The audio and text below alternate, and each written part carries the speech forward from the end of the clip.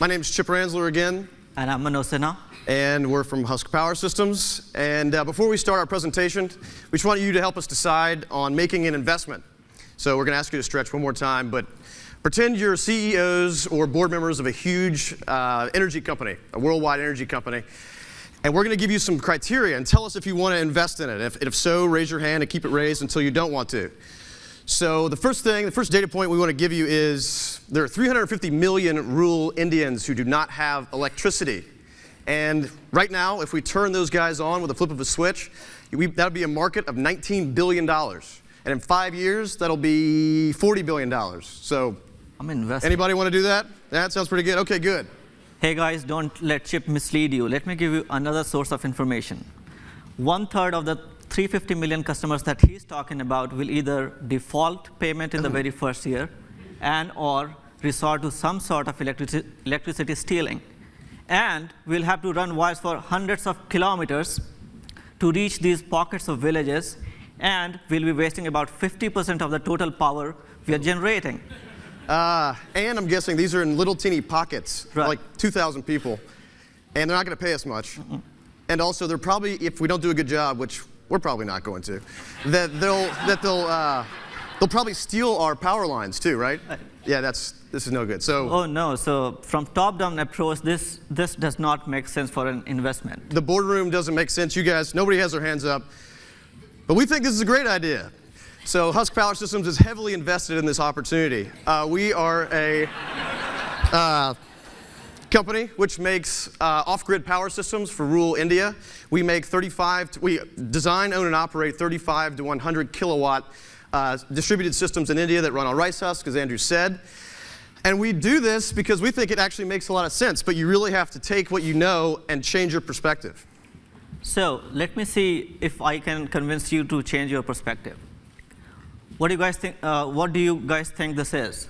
For a lot of you, this is either a twig or a waste. For me personally, this is a toothbrush that I use when I go to these villages. Next. What is this? This is rice husk. 20 to 25 million tons of rice husk was produced last year in India and was mostly burnt or was rotting in the field. For us, Husk Power Systems, this is an essential ingredient that we use to convert or gasify to a clean source of electricity. So we figured out the technology part of it, how to generate power. Now, the other side of it was how to connect to these people's needs. As Bunker Roy was talking about in the morning, I grew up in these villages, and I clearly understand the pain that one has to go through just reading a book under a lantern light. So I went back to these villages, connected to my own people. Some of these are my distant relatives as well, to understand how intelligently we can solve their problem in a most economic fashion. So we thought the way to do that was to combine what was great about power systems with what was great about village life. So for example, big energy companies make very cheap power with an abundant energy source like natural gas or coal. They also provide infrastructure, so if you want reliable power, you can build businesses off that power. Finally, they provide grid systems which allow people to be able to use as much power as they like, and others can use a lot, some can only use a little bit. So how did we bring the community best practices to work? We actually went to the village to get community buy-in. We convinced a council of elderly people. We recruited 3 to 4 local villagers to run these plants. And we actually bought their rice husk that they were wasting.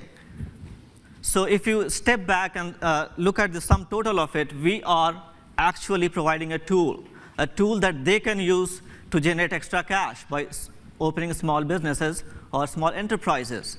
So we solved the problem. Now they are willing to pay us now. And what we get is an ability to give them affordable electricity and to make a profit. Within 6 months, each of our plants is actually operationally profitable. As well, we are able to break even on each one in about 2.5 years. And we actually save, because people change from kerosene and diesel to electricity, they save almost 200 tons of CO2 per year per village. So where are we today? We have electrified 5 villages today, which is equivalent to lighting 12,000 people's houses. And last week itself, we closed a round of financing with Shell Foundation, thanks to them. And that validates our idea today. And we will be able to meet 20 villages by July 2009.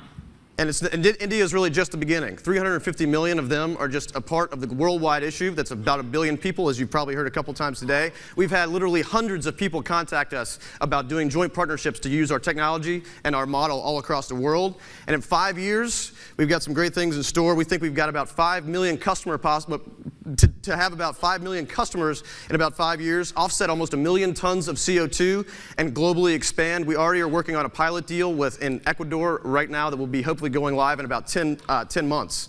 So why is Chip so confident? Well, we are so confident because of the feedback that we got from our first village, from the first customer.